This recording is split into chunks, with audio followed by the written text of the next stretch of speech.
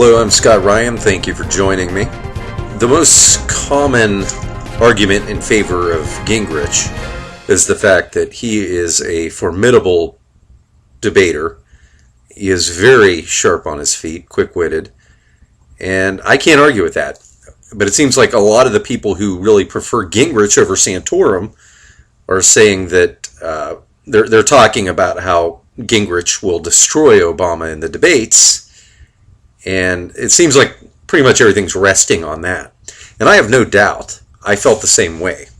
I was initially supporting Gingrich over Santorum, but the more I thought about this, when you're talking to us, to the very politically active, to those of us who would be watching a video like this, of course we value debates. We value cogent arguments and logical arguments, reasoning. But when you look at the general election, the average voter out there, it reminds me of, I felt the same way about going back to Barack Obama when he was running for the Illinois Senate seat against Alan Keyes. And I was so pumped up. I was so excited. I couldn't wait to see those debates. I mean, who could beat Alan Keyes? The man is brilliant. I love him. I supported him in both primaries that he ran in over the past. He was my first choice. But when I saw that debate, I was, first of all, I was somewhat impressed by the way Obama deflected the arguments and how he handled it. I mean, I'm certainly not saying that Obama had any appealing arguments. It's just that he kept his composure well and deflected things and circumvented strong arguments well. So that's one thing that you're up against. But another thing is, you can debate, you can be the best ever. It really doesn't matter. I mean, you have to be a great debater. If you're the presidential candidate on the Republican side, you have to be a great debater. But that's not enough. The people also have to like you. In this general election, the voters have to like you, or it'll be just like the Keyes debate. And I think that Rick Santorum has a nice combination of likability, affability, and he is able to make a cogent argument. He is able to appeal to reason. He's not a lightweight. He's not Newt Gingrich in debate, but he's pretty good. And I think he has the right combination, as things are.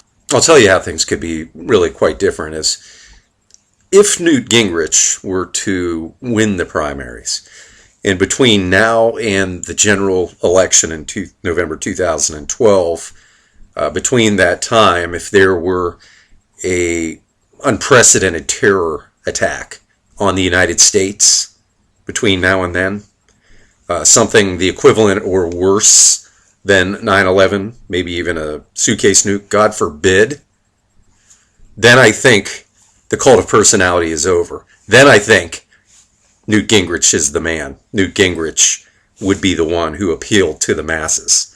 Personality would be out the door.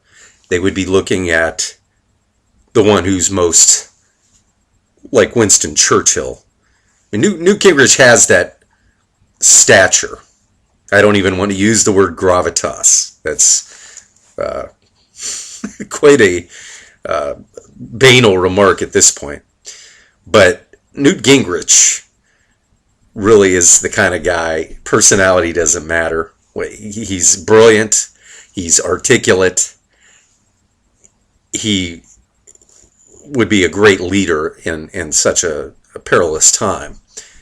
But we don't want to see that. And so, but I'm just saying, if that were the case, put a cigar in his mouth and Newt Gingrich would be on top of the world. But as of now, I think that the Santorum-Gingrich ticket would be more in order. A popular argument that's taking place right now, it's really convoluted and it's designed to favor Romney, is in, I think, people like myself have said in my past video, that I've commented on how I think that it would be very imprudent to nominate somebody like Mitt Romney from Bain Capital, who's run a chop shop. I mean, I'm all for arbitrage. I have nothing against Wall Street. And I personally, these are my views, I think that it would be asinine if you're trying to appeal in this climate to the average American voter to pick somebody. You might as well pick the CEO of Goldman Sachs right now. I mean, it is so ill-conceived, so harebrained to think that you're going to pick this guy, Mitt Romney, who ran the Wall Street chop shop. Believe me, I agree. If you take a company and go slash a bunch of jobs, you can actually legitimately say you're saving jobs, because if you're taking a company that was going to go bankrupt and you're investing your money in it and you're saving those jobs, regardless of whether you ever hire another person in that company, you've done a good thing. And I believe in capitalism. I don't fall into this argument. I was never intending to make the argument that there was something wrong with what he does. But from a marketing standpoint, I mean, I can just see it now of all time. I mean, it's just, I mean, there's a lot of things about Mitt Romney. The fact that he's basically a duplicitous fraud, and he's been on every side of every issue, passionately so. So aside from this, I would never even be so obtuse to support this guy. I don't know how any thinking, logical person could. But on top of that, from a marketing standpoint, to pick a guy of all people to represent you in this kind of economy with the kind of animosity, acrimony there is towards anybody on Wall Street and banking, I mean, you might as well crown Barack Obama emperor right now if we are that stupid as to nominate this character. It's ridiculous. But I hear Hannity and a lot of the Romulans are using or distorting the contentions of those who have this basic common sense notion that this is not a good idea if you're trying to market to the average person out there who doesn't understand high finance. It's better not to nominate somebody who headed a Wall Street chop shop. But they're trying to convolute it now to the base, because this is a Republican primary, and they're trying to make it look like the other guys are against capitalism. Some may not. I don't want to get into the nuances of venture capitalism versus vulture capitalism. I don't believe that matters. I just believe that it is utter stupidity to nominate this guy. I mean, maybe if he wasn't the inventor, the inspiration of Obamacare, maybe if he wasn't ardently pro-abortion, ardently pro-gay marriage, ardently anti-gun, maybe I would think about it, but probably not. But it's surreal, and I got to believe that, you know, the average Republican out there, and the votes in Iowa confirm this.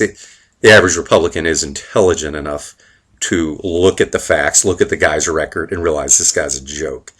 And anybody who supports him should be embarrassed. But it's frustrating, because if we don't narrow down the conservative field, this is what we're going to get. And there's no way I'm supporting him, and I'm hearing it more than I've ever heard before. People have had enough. This is what destroyed this country.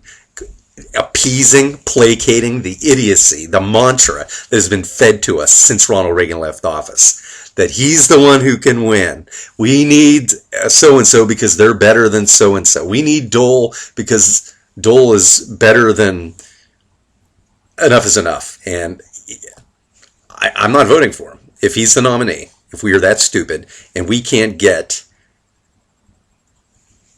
enough altruism out of our conservatives for some of them to do what's right for their country and to yield before it's too late. I'm looking forward to voting third party.